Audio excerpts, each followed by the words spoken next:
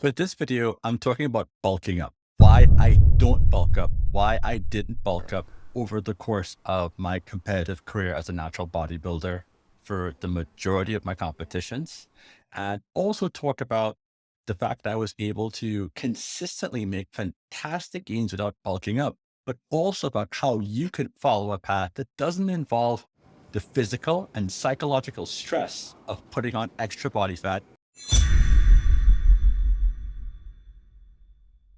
And in many cases, eating the foods that probably should never be part of a health-based diet. This is a way based in self-care, based on not putting on a layer of body fat and looking yourself in the mirror and not really feeling good about how you look.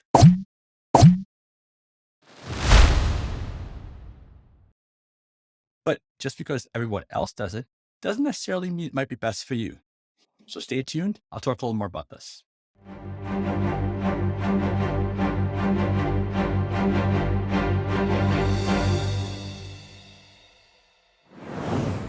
So in this video, I'm talking about bulking up, why you shouldn't consider doing it, why I don't believe in it, and why I think there are better ways of going about putting on muscle mass.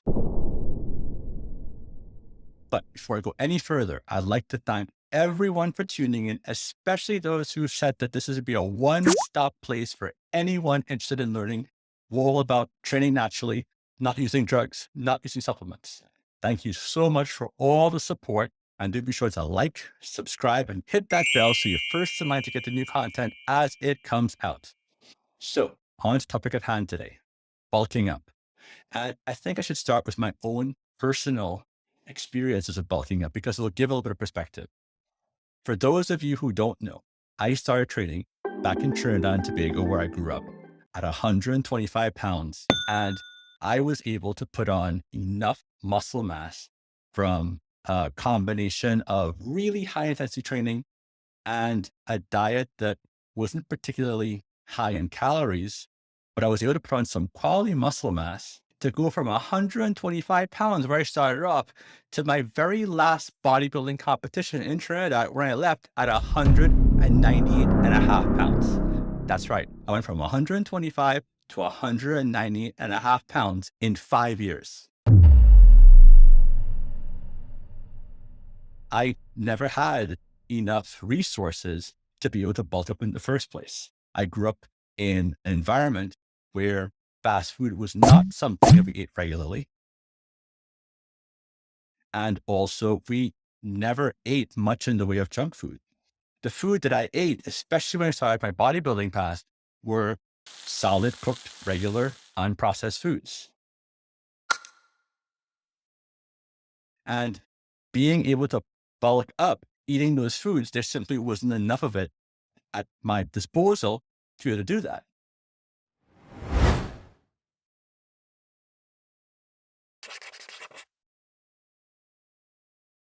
And so I'd compete every year. And I was always kind of puzzled about the fact that my coaches never talked about bulking up or off-season diets. It was all about eating more or less the same way all the time. And I was waiting for that day when they would tell me something about bulking up, and they never did. Their point was that as a natural athlete, it was very important for me at all times to always focus on trying to increase muscle mass as much as possible by eating good food, not bulking up and coming back down.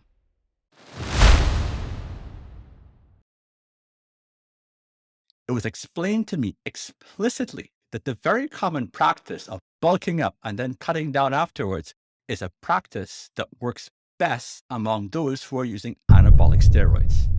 Here's how it works. If you're on anabolic steroids, your body can process a lot more food than a regular person can.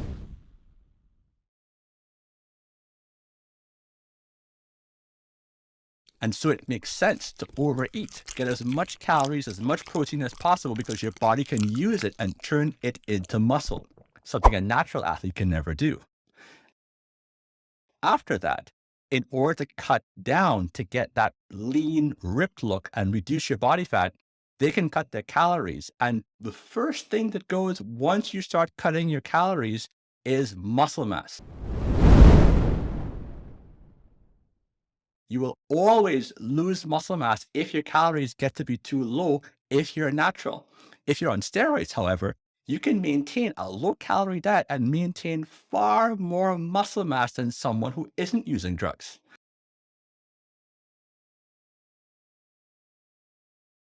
And that's what I was seeing in the magazines and expecting my coach to tell me to do just that as well, except I wasn't using steroids. And they said, listen, kid, you're natural and you want to stay natural. So you're going to have to do it the natural way, the long way, and the hard way, which is eat clean all year round and make small gains over time.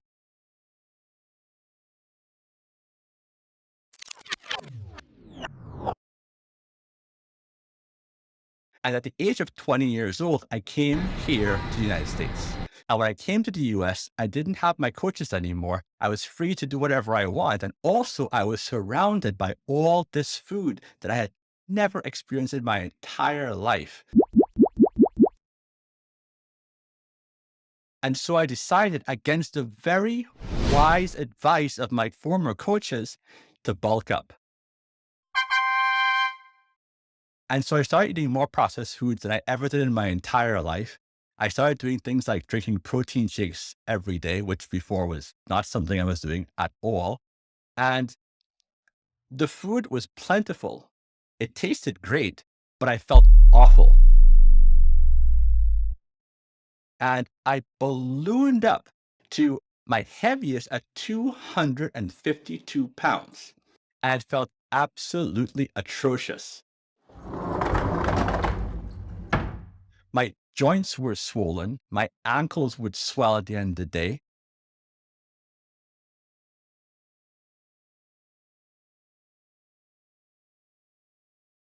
And one day I was going up a flight of stairs and I was out of breath. And I was wondering to myself, what the devil is going on? I was 24 years old. Why am I out of breath? It didn't really feel good at all. But I was optimistic because everyone in the gym was talking about how important it was to put on an exercise and get those gains from all the extra calories that you were eating. And when you cut down, you could see all those amazing gains that you had made over the course of your off-season time. And so I chopped down from 252 pounds to 209 pounds.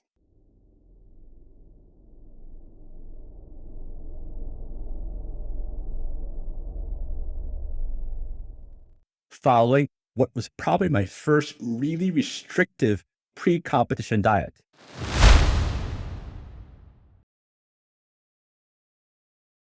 The diet itself was terrible. I was so spaced out that I remember being in the playground with my son and I pushed the swing and I stood there and watched him go up with the swing and come right back down, smash into me. I didn't move aside because I was just literally out to lunch completely. My energy levels were low. I didn't really feel enthusiastic about anything. My training was something I was doing through pure willpower. And the day of the competition came, and yes, I was 209 pounds, ripped to shreds, stepped on stage, won my class, and really didn't care about it because all I wanted to do was get off of this stupid diet. And that's when the second problem came. You see, if you deprive yourself and cut down so much, so fast, you're going to have a rebound effect. And my rebound effect was tremendous. I put on a total of 17 pounds in 1 week after my competition. It was horrendous, and it felt like I was completely out of control when it came to my eating. These foods that I'd been eating before that I wasn't really used to felt almost like I was compelled to consume them. I couldn't stop myself. I was literally stuffing myself with junk food, overeating, and in a really bad place. My fingers were all swollen. My face was all swollen. My stomach was bloated. It felt dreadful, to say the least. And it's something I would never wish on my worst enemy, which is why at that point I said to myself, I will never bulk up for a competition ever again. But as you know, I'm all about experimentation and collecting data. And in the name of trying to understand the whole bulking process, it was important to at least evaluate the results of my bulking. Over that 4-year period, putting on a total of 51 pounds, I ended up only 8 pounds heavier than I was before I started bulking up. So a total of 8 pounds over the course of 4 years. Good progress, yes, but I was sure that I could do as good, if not better, by following the path that I had initially taken and the one that had worked for me for so many years. I put on over 73 pounds over the course of 5 years from just eating clean foods and not overeating at all. So I felt like I need to go back to my original path, which was also something based on my health. You see, my decision to not use steroids wasn't just about not using drugs. It was about my overall health. I didn't want to do anything unhealthy for my body in the pursuit of a trophy. That for me didn't feel like any type of a justifiable reason to put my body in a place of compromise. And so I was going to do it the way I was doing it before, which is based on a path of growth, both physical and spiritual, where my diet is about eating right, giving my body exactly what it needs, no more, no less, with a path based on self-care, no extremes. And that's something I think the average person can relate to. You see, in bodybuilding, even natural bodybuilding, it's all about bulking up, getting as big as possible and cutting down, getting as ripped as possible to look fantastic for a couple of days, couple of weeks out of the year.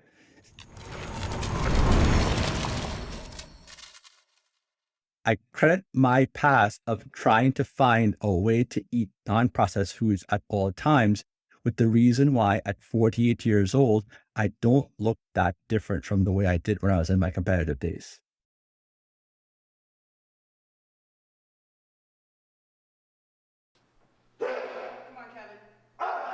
Focus is absolute. Because for me, it's about a lifestyle. And bodybuilders are great at temporary weight loss. My job is not about help people lose weight temporarily. My job is also never and never will be about making people do anything that's extreme.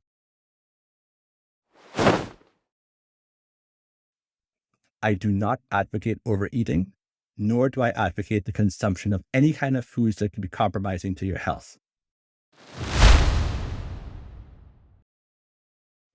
As much as we want to self-indulge, we have to remember as well that for a lot of people, these practices can lead to serious eating disorders.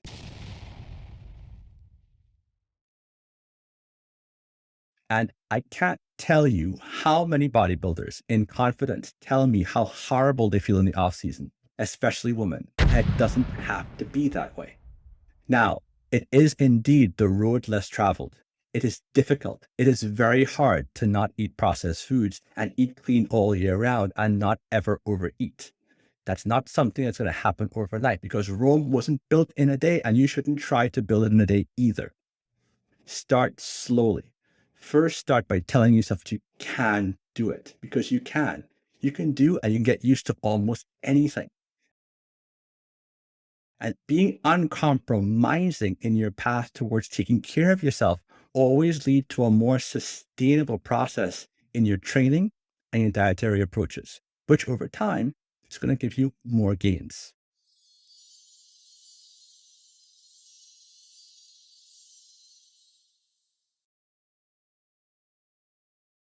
You don't need all the extra calories to make those gains. It can be done as long as you follow one very important rule. You eat for what you're going to do, not what you did.